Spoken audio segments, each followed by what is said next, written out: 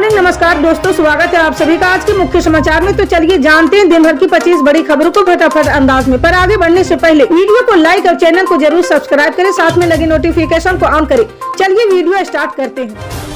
आपको बता दें कि उत्तर प्रदेश की योगी सरकार राज्य में ओबीसी कोटे में मुसलमानों को दिए जा रहे आरक्षण की समीक्षा कर सकती। वहीं इसे लेकर अब समाजवादी पार्टी के सांसद डॉक्टर एसटी हसन ने प्रतिक्रिया दी है। जी हां, सपा सांसद एसटी हसन ने मुस्लिम आरक्षण को लेकर कहा है कि मुस्लिमों के 4% आरक्षण पर परेशानी सिर्फ प्रधानमंत्री नरेंद्र मोदी को हो रही है और किसी हिंदू भाई को परेशानी नहीं है। पीएम मोदी हिंदू मुस्लिमों को बांटने वाले बयान दे रहे हैं।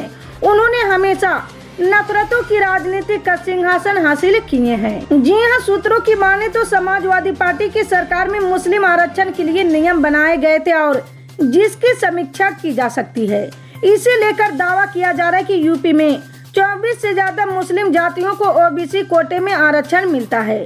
यूपी में ओबीसी को जो 27% आरक्षण दिया जाता है, उसमें मुस्लिमों की लगभग 2 दर्जन जातियों को पिछड़ों के कोटे में रिजर्वेशन दिया जाता है।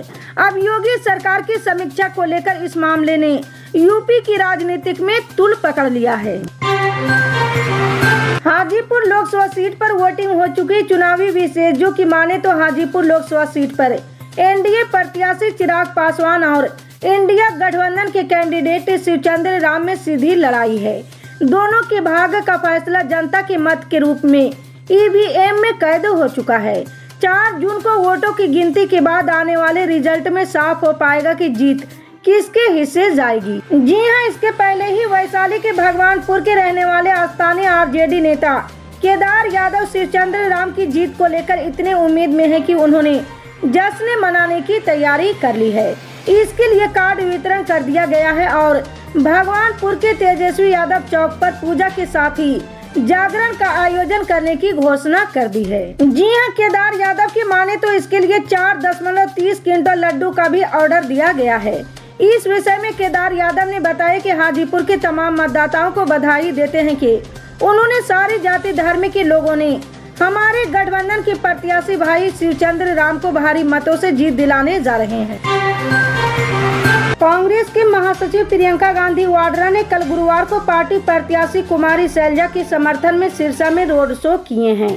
कांग्रेस नेता एक विशेष रूप से डिजाइन किए गए वाहन पर बैठी थी और सिरसा में बड़ी संख्या में एकत्रित लोगों ने उनका अभिवादन कर रहे थे।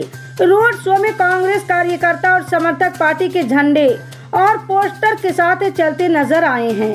जी हां, प्रियंका गांधी ने कहा कि लोग बीजेपी की राजनीति से थक चुके हैं। उन्होंने कहा कि हरियाणा में भाजपा के खिलाफ लहर है।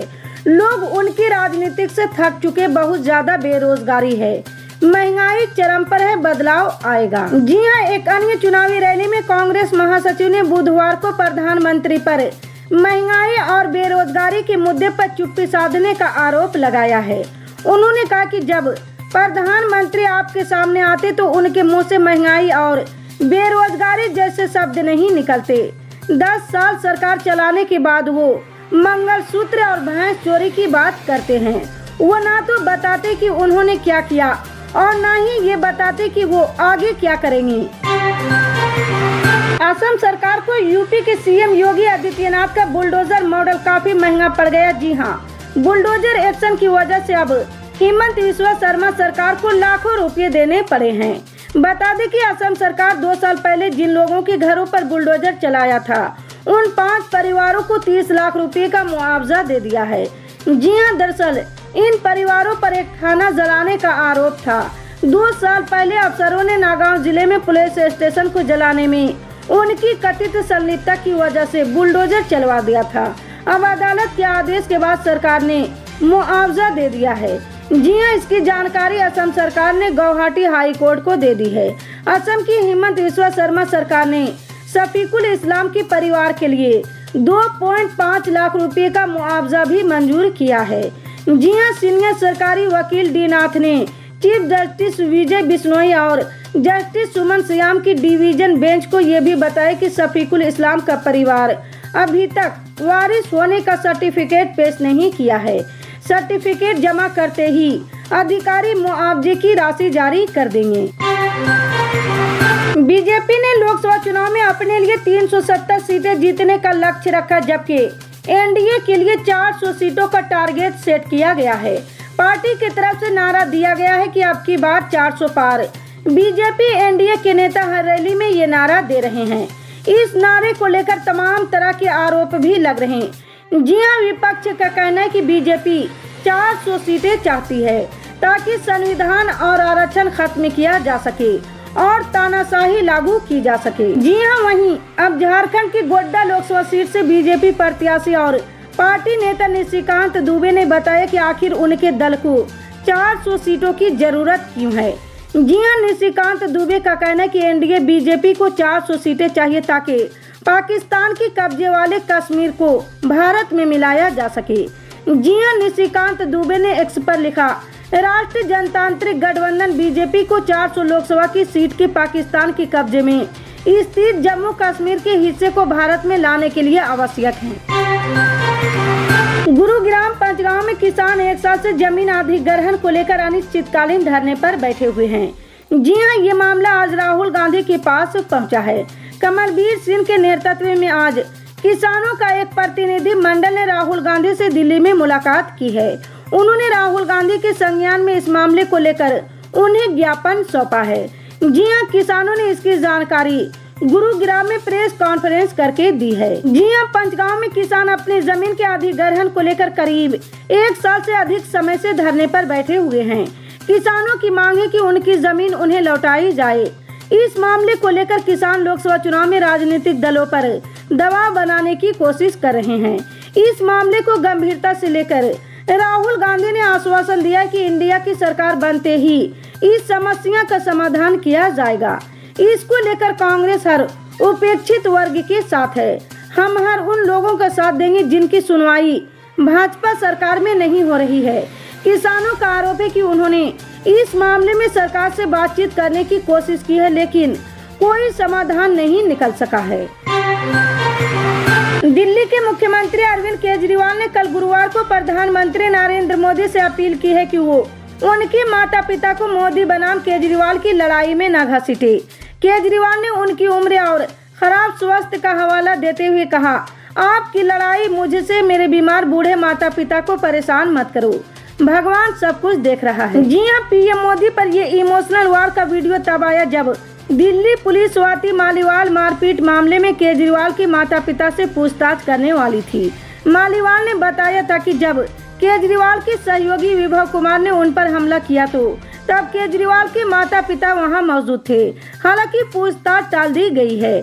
खबरों के मुताबिक आने वाले दिनों में पुलिस केजरीवाल के माता पिता का बयान दर्ज करने के लिए उनके आवास पर जाएगी, लेकिन गुरुवार को ऐसा नहीं हो पाया है। यौन शोषण मामले और सेक्स स्कैंडल में घिरे सांसद प्रज्वल रेवन्ना को भारत लाने की कवायद शुरू हो गई। जी हां, जहां एक तरफ कर्नाटक सरकार ने विदेश मंत्रालय से उनका राजनयिक पासपोर्ट रद्द करने की मांग की है, तो वहीं अब पूर्व पीएम रहे एचडी देवगौड़ा ने भी प्रज्वल को भारत लौटाने के लिए कड़ी चेतावनी दी है। उन्होंने एक लेटर जारी कर कहा है कि मैंने प्रज्वल रेवन्ना को चेतावनी जारी की है, वो जल्द से जल्द लौट आए और कानूनी प्रक्रिया में सहायता दे और मेरी सब्र का इम्तिहान न ले। जी हां, बता दें कि कर्नाटक सरकार ने आधिकारिक तौर पर विदेश मंत्रालय से जनता दल के सांसद प्रज्वल रेवन्ना का राजनयिक पासपोर्ट रद्द करने की गुजारिश की है। प्रज्वल कर्नाटक सेक्स स्कैंडल मामले के आरोपी हैं।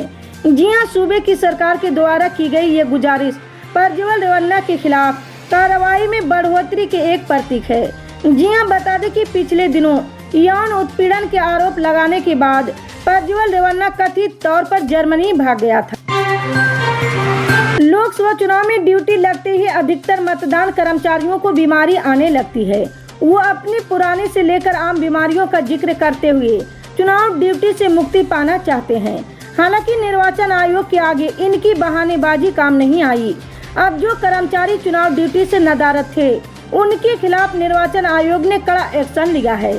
जी हां, बांदा चित्रकूट संसदीय क्षेत्र में ऐसे ही बयानबाजी करके चुनाव ड्यूटी से गायब रहे 68 अध्यापकों के खिलाफ FIR दर्ज करने के निर्देश दिए गए हैं। जी हां, लोकसभा चुनाव में मतदान संपन्न कराने के लिए मतदान अधिकारी प्रथम ड्यूटी और पीठासीन अधिकारी के रूप में सरकारी कर्मचारियों की ड्यूटी लगाई जाती है। राजस्थान में गर्मी लोगों की जान ले रही, भीषण गर्मी से लोग बेहाल हैं। आज से नौतपा की शुरुआत हो रही, ऐसे में तापमान ऊपर चढ़ने की संभावना है। वहीं मौसम विभाग ने आज शुक्रवार से प्रदेश के 22 जिलों में हीट वेव का रेड अलर्ट जारी किया है। जी हां, मौसम विभाग ने चेतावनी जारी की है। जारी चेतावनी के मुताबिक अगले 72 घंटों में अधिकतम तापमान में 3 डिग्री तक का इजाफा होने की संभावना है।